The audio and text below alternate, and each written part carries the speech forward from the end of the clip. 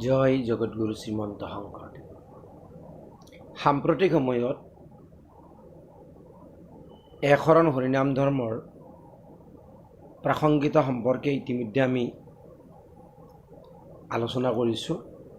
আজি দ্বিতীয় অংশ, আৰু এই দ্বিতীয় অংশত আমি আলোচনা কৰিবলৈ লৈছোঁ যে যদিও এই বিশ্ব ব্ৰহ্মাণ্ডত অসংখ্য অগণন অনন্ত প্ৰাণী আছে, এই সমস্তৰ ভিতৰত মনুষ্য দেহকে আটাইতকৈ শ্ৰেষ্ঠতম তনু বুলি কোৱা হয়। আৰু ইয়াৰ মূল কাৰণ হ'ল এই দেহতহে জীৱই ঈশ্বৰ সাধনা কৰিব পৰা বিচাৰ, বুদ্ধি, বিবেক আছে। সেইবাবে একমাত্ৰ মনুষ্যইহে নিজৰ বিচাৰ, বুদ্ধি, বিবেক প্ৰয়োগ কৰি নিজৰ লগতে আনৰো উপকাৰ সাধিব পাৰে। কথাতে কয় যে কত তপখাই নৰতনু পাই। আচলতে কত তপখাই নৰতনু পাই এই আপ্তবাক্যখিনিও বৰগীতৰে অংশ। এই নৰতনুত যি মন বোলা বস্তু আছে, সেই মনত জগতৰ যি মনোমোহা বৈচিত্ৰ্যময় দৃশ্যাৱলীৰ যি সান্নিধ্যত আহি নানা ভাৱৰ সৃষ্টি হয়, আৰু এই ভাৱ অনুযায়ী নানা কৰ্ম কৰি আমি স্বভাৱ গঢ়ি তোলোঁ। এতিয়া মনুষ্য শৰীৰৰ এই স্বভাৱেই জগতৰ বাবে কল্যাণকৰো হ'ব পাৰে, নাইবা ক্ষতিকাৰকো হ'ব পাৰে।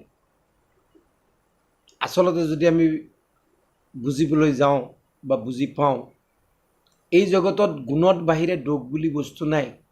কাৰণ প্ৰভু ভগৱন্তই এই জগতখন তিনি গুণৰ দ্বাৰাই সৃষ্টি কৰিছে, সত্য, ৰজ, তম।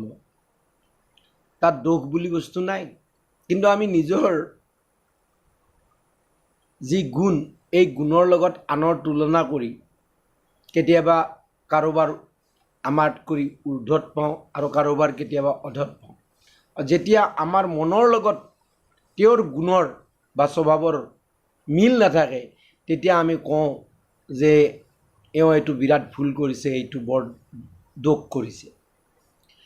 আচলতে আধ্যাত্মিক অনুশীলনৰ দ্বাৰাই এই মনৰ যি ক্ষতিকাৰক যিবিলাক দুৰ্গুণ, এইবিলাক আচলতে গুচাই সৎগুণ আহৰণ কৰিব পাৰি। মানুহে নিজৰ যি পূৰ্বৰ স্বভাৱ, তাক কেতিয়াও পৰিৱৰ্তন কৰিব নোৱাৰে যেতিয়ালৈকে নতুন স্বভাৱ এটা গঢ়ি নুঠে। যদি এটা নতুন ৰুচিকৰ স্বভাৱ গঢ়ি উঠে, তেন্তে সেই মানুহজনৰ পূৰ্বৰ স্বভাৱ অনায়াসে, অপ্ৰয়াসে গুচি যায়।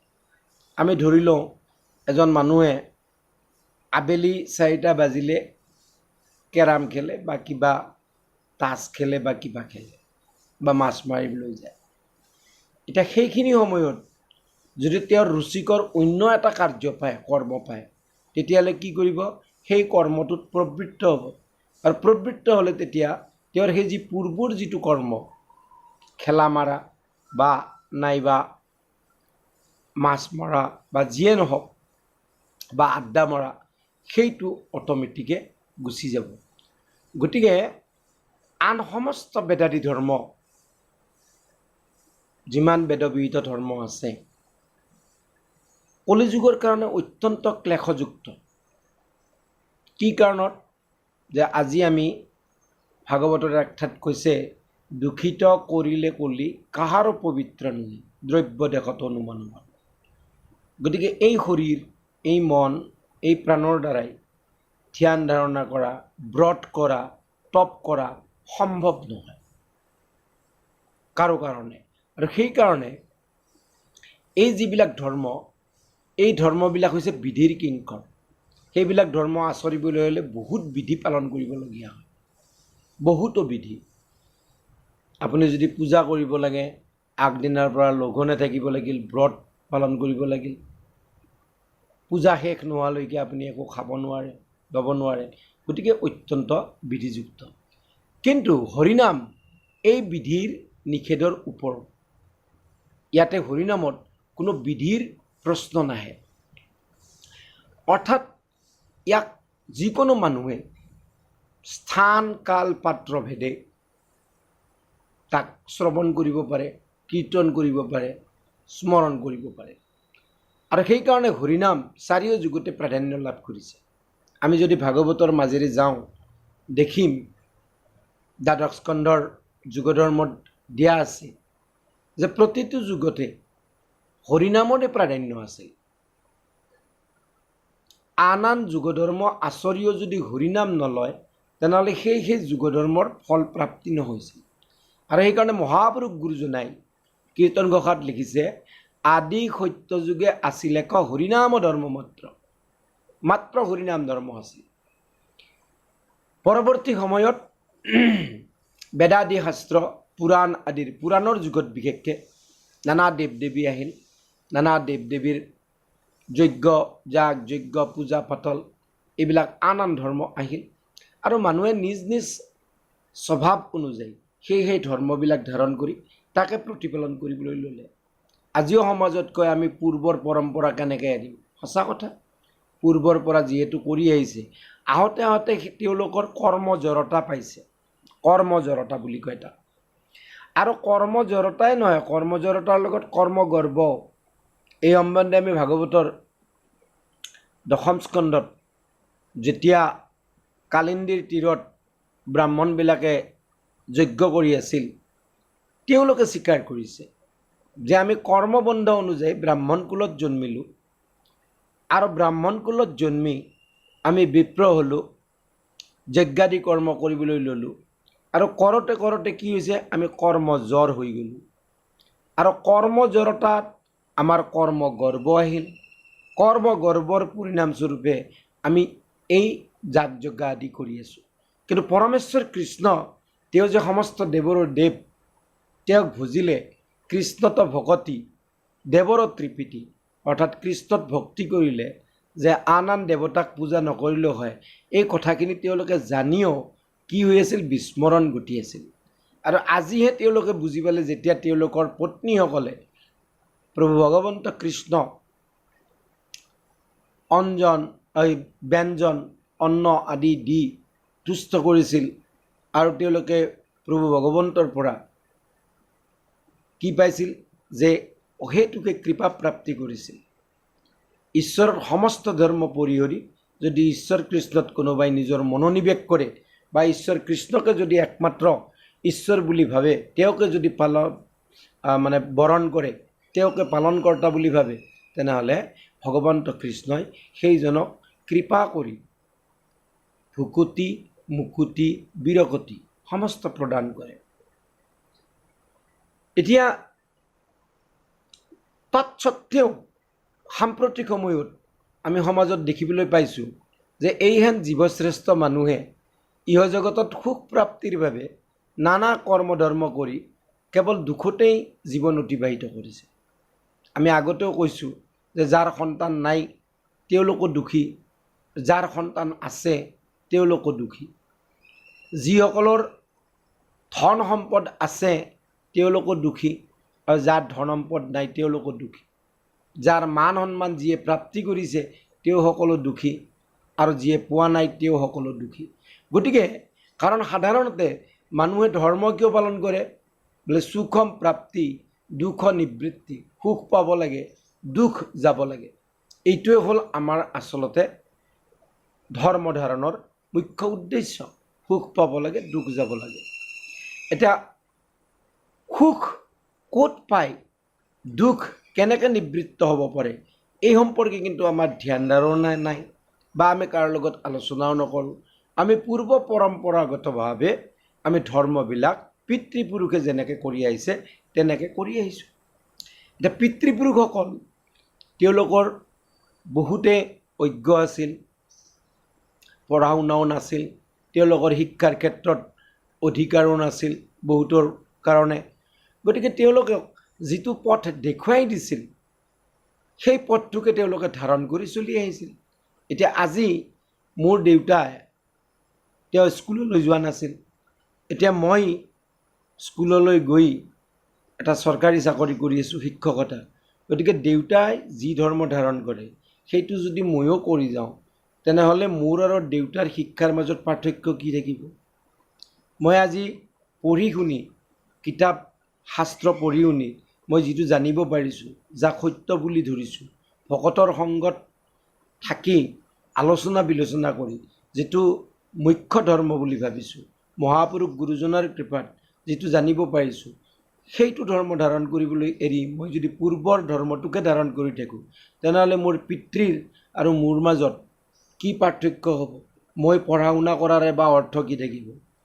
সেইকাৰণে বেদাদি শাস্ত্ৰত আচলতে 3 প্ৰকাৰ আসক্তি বুলি নিৰ্ণিত কৰিছে। 3 প্ৰকাৰৰ আসক্তি হ'ল কি?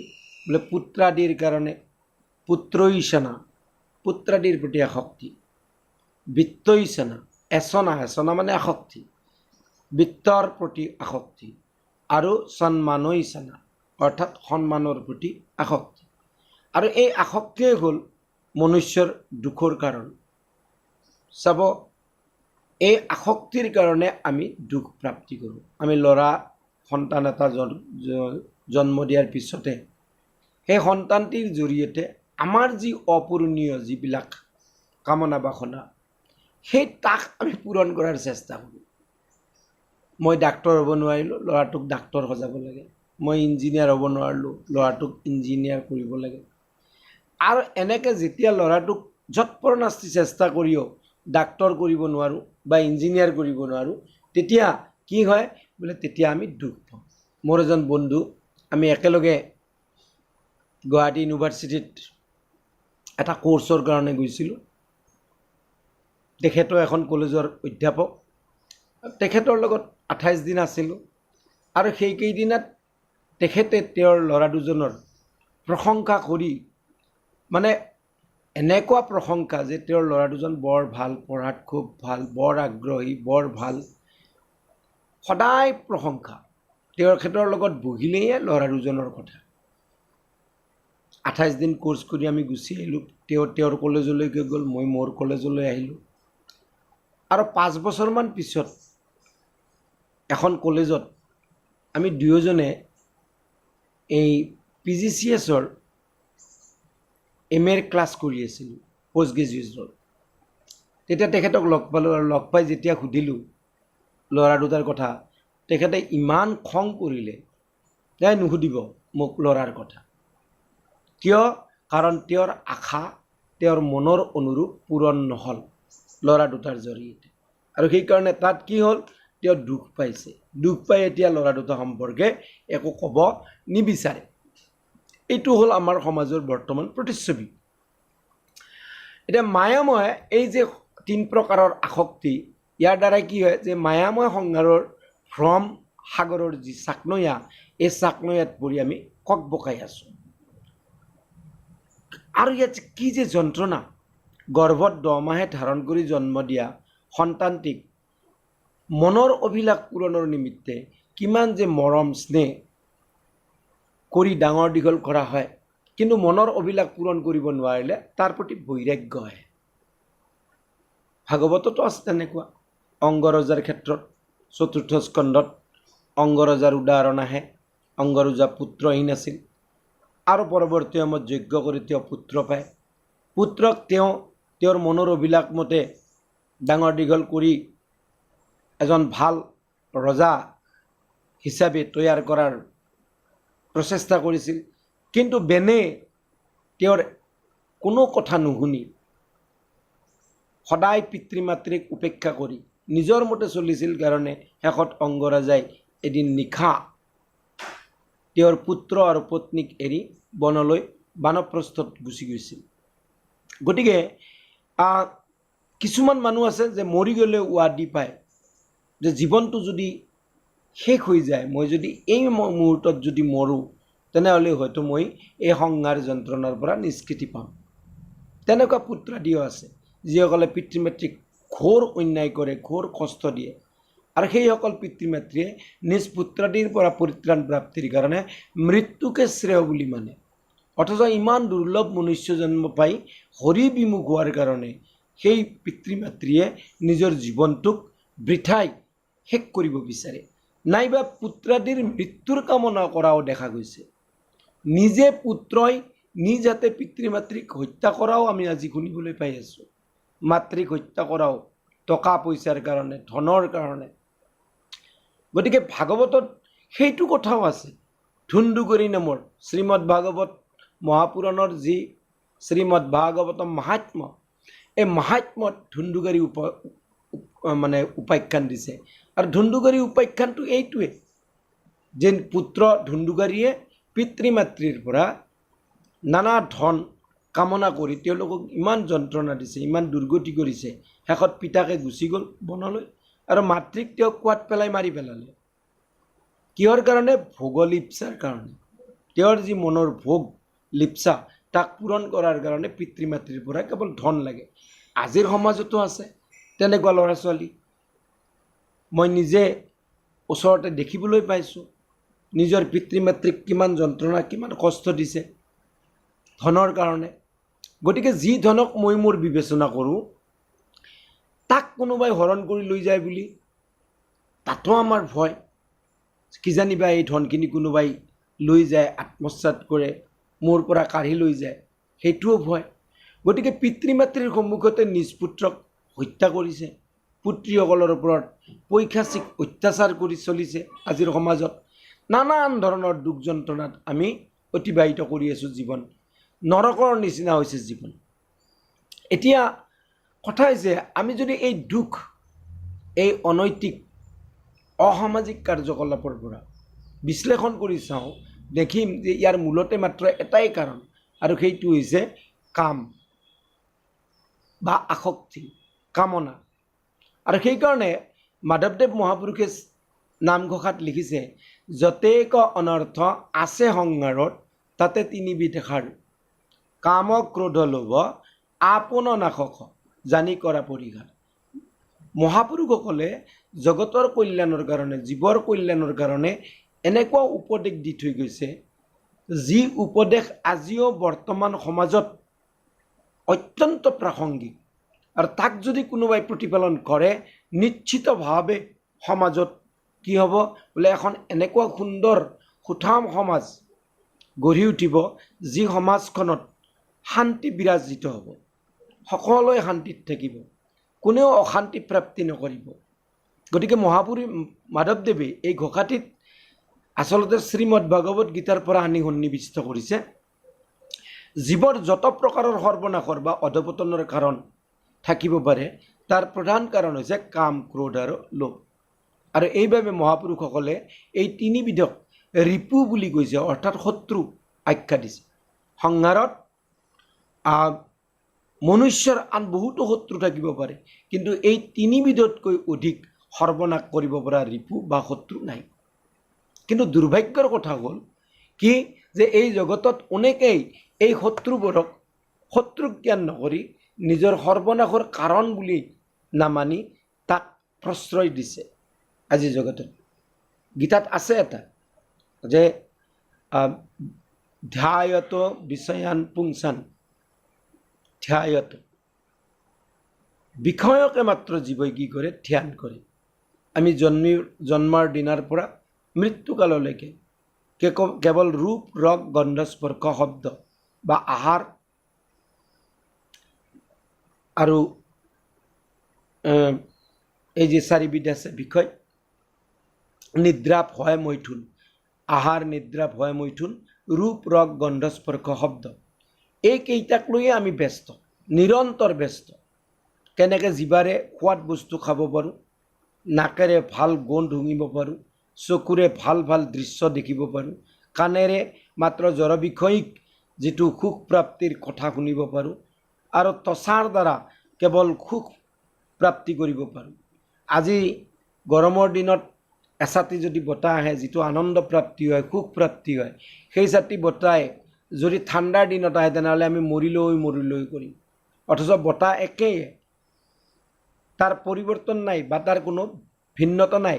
কিন্তু সেই এছাতি বতাহে গৰমৰ কাৰণে সুন্দৰ, আমাৰ সুখৰ কাৰণ হয়, আৰু ঠাণ্ডাৰ দিনৰ কাৰণে দুখৰ কাৰণ। চিন্তা কৰকচোন, একেটা বস্তু কেইদিনমানৰ কাৰণে সুখৰ কাৰণ আৰু কেইদিনমানৰ কাৰণে দুখৰ কাৰণ।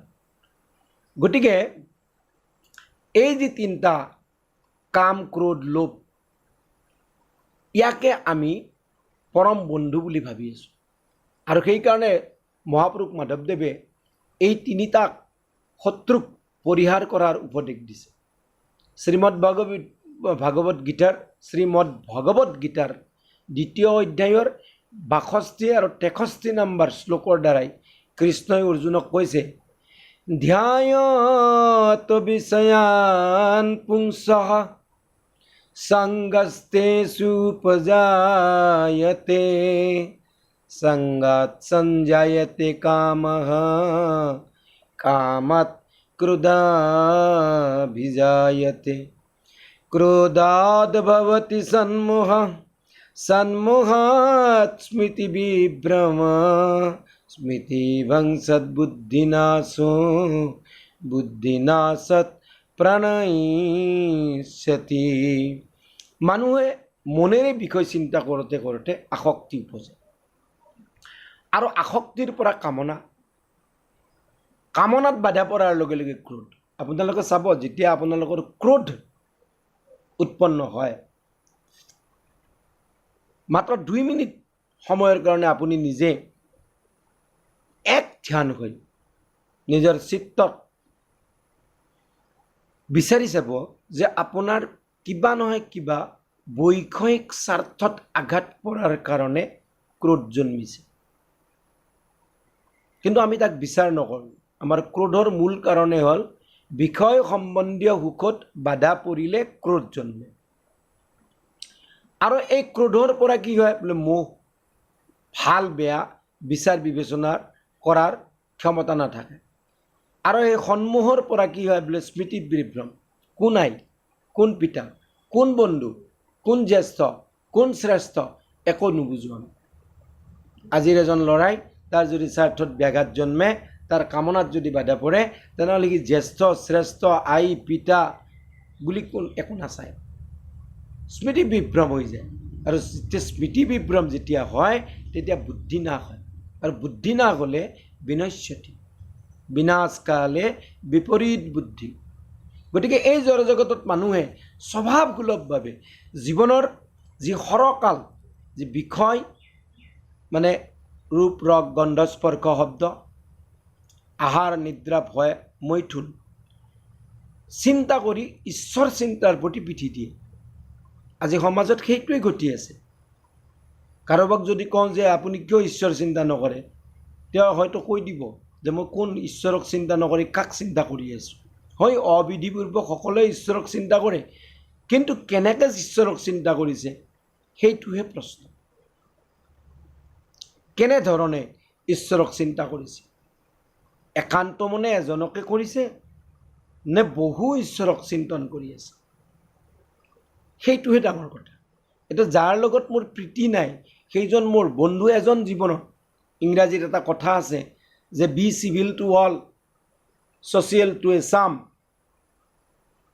familiar to a few friendship to one and envy to none বন্ধুত্ব মাত্ৰ এজনৰ লগত হ'ব পাৰে কোন বন্ধু যিয়ে আমাক সুখত দুখত কেতিয়াও নেৰে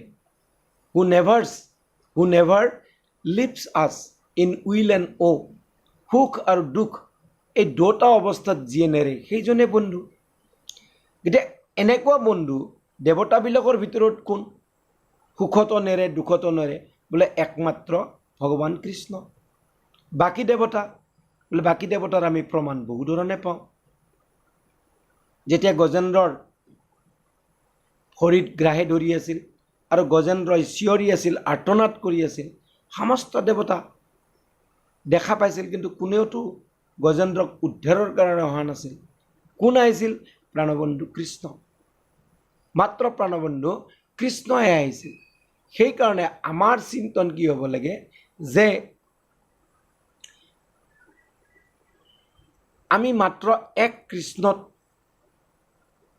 শৰণাপন্ন হ'ব লাগে ক'ৰ পৰা ভাগৱতৰ দ্বিতীয় স্কন্ধত কৈছে যে হৰি বিমুখ লোকসকল দুই প্ৰকাৰ হ'ব পাৰে এক গৃহী আৰু দুই গৃহমেধী গৃহীসকলে তথাপিতো কি কৰে বোলে তেওঁলোকে হৰিত শৰণাপন্ন হৈ ঘৰতে থাকি হৰিক ভজনা কৰি থাকে কিন্তু হৰি ভজনাৰ সময় বাদে বাকীখিনি সময় কি কৰে বোলে বাকীখিনি সময় পুনৰ বিষয়ৰ লগত সম্পৰ্কিত হয় হৰি বিমুখ হৈ যায় আৰু গৃহমদীসকলৰ ভগৱানৰ লগত হৰিৰ লগত কোনো সম্পৰ্কই নাই তেন্তে তেওঁলোকে কি কৰে ভাগৱতত লিখিছে দিন ভৈলে ধন কুটুম বৰ চিন্তা কৰে নিদ্ৰা স্ত্ৰী আলাপেৰা ত্ৰিৰয়ায়ু হৰে এই মাত্ৰ কাম ৰাতিপুৱাৰ পৰা সন্ধিয়া ৰাতি শুৱালৈকে কেৱল ধন সম্পদ কুটুম্ব ইষ্ট কুটুম্বৰ চিন্তা আৰু নিশাৰ ভাগত স্ত্ৰীৰ লগত আলাপ কৰি ৰাতিৰ আয়ুৰ ফলস্বৰূপে কি হয় জীৱই জন্মান্তৰে ইহ পৰলোকত নানা নিশাৰ ভুঞ্জিবলগীয়া হয় এই যাতনাৰ পৰা পৰিত্ৰাণ প্ৰাপ্তিৰ কাৰণে মানুহে ধৰ্মৰ আশ্ৰয় লয় যেতিয়া দেখে যে তেওঁৰ জীৱনলৈকে বহুত যন্ত্ৰণা আহিছে তেতিয়া ধৰ্মৰ আশ্ৰয় লয় কিন্তু ধৰ্ম কি ধৰ্ম ল'ব লাগে জীৱৰ কাৰণে ধৰ্ম কি প্ৰকৃত ধৰ্ম কি সেইটো নাজানি পূৰ্বপুৰুষৰ ধৰ্মকে আচৰি জীৱই নানা ধৰণৰ দুখ কষ্ট পায় গতিকে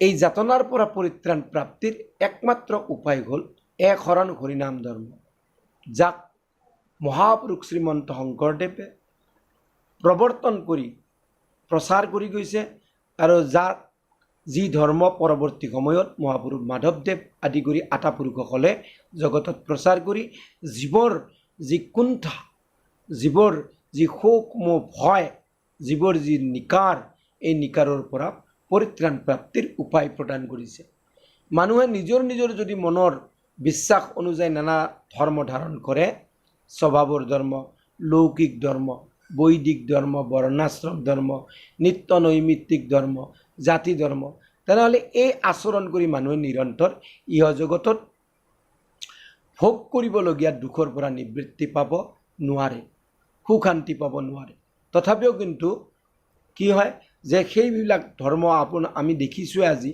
যে আমাৰ সমাজত তেনেকুৱা ধৰ্মবিলাক ধাৰণ কৰি আছে কিন্তু দুখৰ পৰা পৰিত্ৰাণ কোনেও পোৱা নাই আৰু সেইকাৰণে আমাৰ উদ্দেশ্য শ্ৰীমদ ভাগৱতত কৈছে যে সুখ আৰু দুখৰ কাৰণ আমাৰ শৰীৰৰ 11টা ইন্দ্ৰিয়ৰ বৃত্তি পুৰঞ্জন উপাখ্যানত সুন্দৰকৈ দিছে কি যে 11টা ইন্দ্ৰিয়ৰ বৃত্তি পঞ্চ জ্ঞানেন্দ্ৰিয় পঞ্চ কৰ্মেন্দ্ৰিয় আৰু মন এই 11টা যি ইন্দ্ৰিয়ৰ বৃত্তি এই বৃত্তিৰ কাৰণেই আমাৰ সুখ আৰু দুখ আমি প্ৰাপ্তি কৰোঁ ইহ সংসাৰত মাত্ৰ এই সংসাৰ বৃক্ষত দুটাই ফল প্ৰাপ্তি হয় এটা হ'ল সুখ আৰু আনটো দুখ যিটো বস্তু অলপ আগতে সুখৰ কাৰণ আছিল আৰু কিছু সময় পিছত সেইটো দুখৰ কাৰণ হয় সেইকাৰণে আমি এটা কথা উপলব্ধি নকৰিলেও সত্য যে দেহ বা শৰীৰ জীৱৰ আচলতে শয্যা অহংকাৰী অৰ্থাৎ তিনি গুণত প্ৰবৃত্ত জীৱৰ উপৰোক্ত যি 11টা আমি যি ক'লোঁ 11টা ইন্দ্ৰিয় এই ইন্দ্ৰিয়ৰ বৃত্তি আচলতে মনৰহে কল্পনা মাত্ৰ সমস্ত সংসাৰ মনেহে কল্পনা কৰে মনেহে শুৱে মনেহে সপোন দেখে মনেহে মাত্ৰ কি কৰে বোলে নিৰ্ভৰ নিদ্ৰা পায় সমস্ত মনৰ ৰুচি অভিৰুচি অনুযায়ী বিষয় ভোগ কৰা লিপ্সা জন্মে মনৰ সেই ৰুচি সম্পন্ন বিষয় ভোগ কৰি স্বভাৱ গঢ়ি উঠে আৰু এনেধৰণে জীৱৰ কৰ্ম সংস্কাৰ প্ৰথমে এটা তাৰপিছত 100টা আৰু কালৰ গতিত এই প্ৰত্যেক ইন্দ্ৰিয়ৰ কৌটি সংস্কাৰ গঢ়ি উঠে জীৱই এই যে কৰ্ম সংস্কাৰ অনুযায়ী আনকি স্বপ্ন অৱস্থাতো বিষয় ভোগ কৰে আৰু এই অৱস্থাত নানা চিত্ৰ বিচিত্ৰ যি দৰ্শন লাভ কৰি ৰজাই প্ৰজা হৈ দুখ পায় প্ৰজাই ৰজা হৈ দুখ পায় কোনোবা এজনে সপোনতে ৰজা হৈছে কিমান দাগ দেখি তেওঁক সেৱা কৰি আছে আৰু যেতিয়া সাৰ পায় দেখে যে তেওঁ সেই ভঙা বিচনাখনতে আছে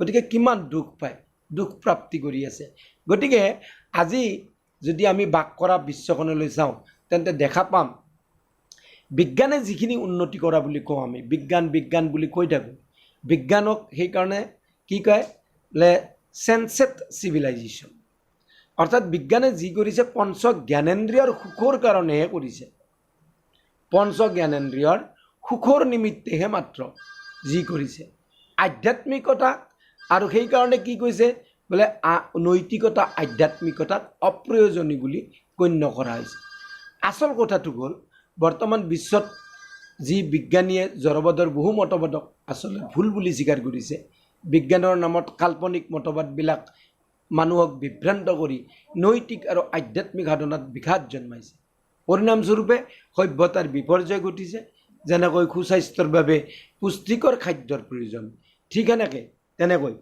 সভ্যতা যদি বৰ্তি থাকিব লাগে সুসংস্কৃতিৰ প্ৰয়োজন আৰু এই সংস্কৃতি আমাক মহাপুৰুষ গুৰুজনাই শ্ৰীমন্ত শংকৰদেৱ আৰু পৰৱৰ্তী সময়ত মাধৱদেৱ দামোদৰদেৱ হৰিদেৱ তেৰাসৱে দি গৈছিল কিন্তু পৰৱৰ্তী সময়ত আমি নিজে তাক আমি কি কৰিলোঁ পৰিৱৰ্তন সাধন কৰি আজি এনেকুৱা এটা অৱস্থা পাইছে যাক গীতাত কৈছে যে यदा यदा हि धर्मस्य ग्लानिर्भवति भारत ধৰ্মত গ্লানি হৈছে WBHে এটা কবিতা লিখিছিল দি সেকেন্ড কামিং তাতো তেওঁ কৈছে যে 2000 বছৰ যদি হয় কোনোবা এটা ধৰ্মৰ পৰৱৰ্তী সময়ত সেই ধৰ্মত এনেকুৱা গ্লানি হয় যে পৰৱৰ্তী সময়ত কোনোবাই আকৌ অৱতৰণ কৰি শুদ্ধ সত্য ধৰ্ম প্ৰচাৰ কৰিবলগীয়া আমি এটা উদাহৰণ ল'ব পাৰোঁ যে লাটুম এটা যদি ঘূৰাই দিওঁ দিয়াৰ লগে লগে লাটুমৰ যেতিয়া স্পীড পূৰ্ণ গতিত থাকে তেতিয়া এই কেন্দ্ৰবিন্দুতে ঘূৰি থাকে কিন্তু যদি লাটুমটো স্পীড যিমানে তাৰ গতি কমিব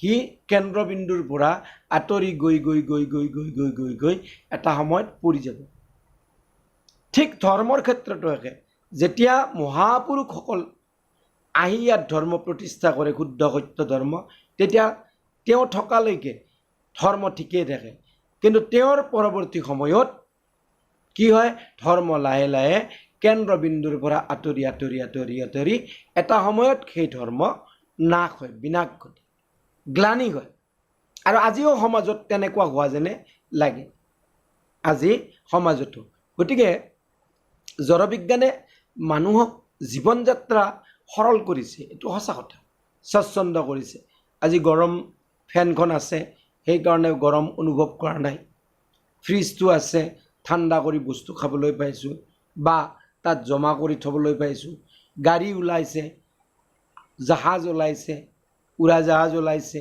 এইবিলাকৰ দ্বাৰাই আমি 10 দিন লগা ঠাইখিনি আমি 1 ঘণ্টাত পাইছোঁ বৰ সুন্দৰ যে আমাৰ যিটো জীৱন যাত্ৰা এইটো জড়জাগতিক যিটো জীৱন যাত্ৰা এইটো স্বচ্ছন্দ কৰাত সহায় কৰিছে কিন্তু কথা হৈছে অজ্ঞানতাৰ শিখৰলৈ গতি কৰিছে মানুহ সিমানেই কিন্তু অজ্ঞানতা পাৰমাৰ্থিক যিটো অনুসন্ধিৎসু সেইটো নাইকিয়া হৈ কেৱল বিনাশী জড় বিষয়কে গুৰুত্ব আৰোপ কৰিছে আৰু সেইকাৰণে আজি এজন মানুহে ইমান পৰিগ্ৰহ কৰিছে ধনম্পদ যে তেওঁৰ সেই ধনম্পদৰ দ্বাৰাই লাখ মানুহক মানে আমি খুৱাব পাৰোঁ ধুৱাব পাৰোঁ তেওঁৰ প্ৰয়োজন নাই অপ্ৰয়োজনীয় কিন্তু তেওঁ ইমান পৰিগ্ৰহ কৰি ৰাখিছে ইমান সম্পত্তিৰ অধিকাৰী হৈ বহি আছে গতিকে বৰ্তমান সময়ত বিশ্বৰ সমস্ত ৰাষ্ট্ৰৰ যি নেতৃত্বই কেৱল গুৰুত্ব আৰোপ কৰিছে ক'ত অৰ্থনৈতিক উন্নতিৰ কাৰণে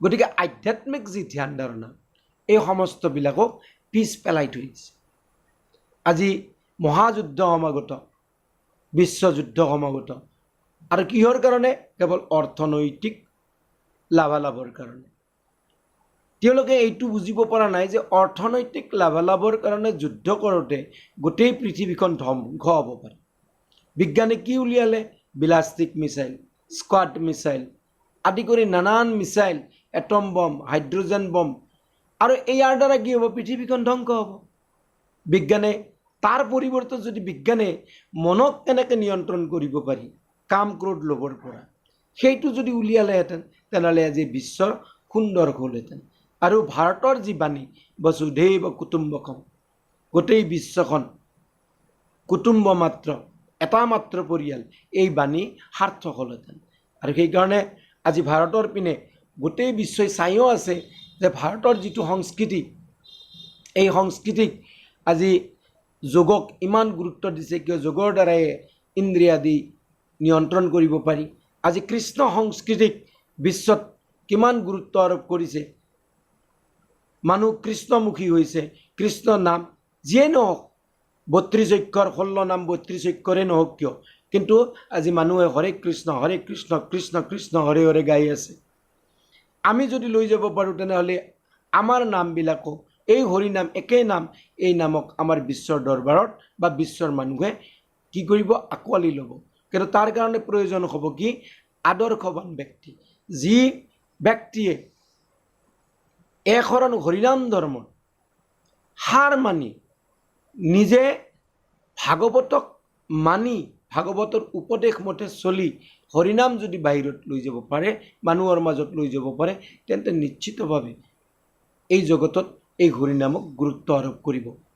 আৰু সেইসকল মানুহক একশৰণ হৰিনাম ধৰ্মৰ দ্বাৰ জৰিয়তে কি কৰিব পাৰিব, বোলে নিজকে উদ্ধাৰ কৰিব পাৰিব।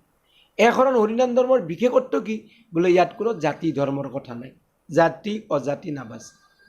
অন্য ধৰ্মত জাতি অজাতিৰ কথা আছে, যাগ যজ্ঞ সকলোৱে কৰিব নোৱাৰে, গতিকে জাতি অজাতিৰ কথা আছে। আৰু এই জাতি অজাতিটো ইয়াত কিন্তু নাই, কোনো অজাতি নাই। সেইকাৰণে শংকৰদেৱে জাতি বৰ্ণ ধৰ্ম সমাজৰ বিভেদ পৰি সকলোৰে মাজত একশৰণ হৰিনাম ধৰ্ম প্ৰৱৰ্তন আৰু প্ৰচাৰ কৰি গৈছে। আৰু সেইকাৰণে আমি প্ৰত্যেকেই আজি মহাপুৰুষ গুৰুজনাক গুৰুত্ব আৰোপ কৰি, তেওঁৰ একশৰণ হৰিনাম ধৰ্মক গুৰুত্ব আৰোপ কৰি আমি যদি আমাৰ সমাজত শুদ্ধভাৱে যদি তাক নিজে আচৰি আনকো দেখুৱাওঁ, তেনেহ'লে নিশ্চয় জানিম যে এটা বৃহৎ অসমীয়া জাতি, বৃহৎ অসমীয়াৰ লগতে ভাৰতীয় জাতি, বিশ্বৰ এটা জাতি গঠিত গঢ়ি উঠিব। ধন্যবাদ। কৃষ্ণ।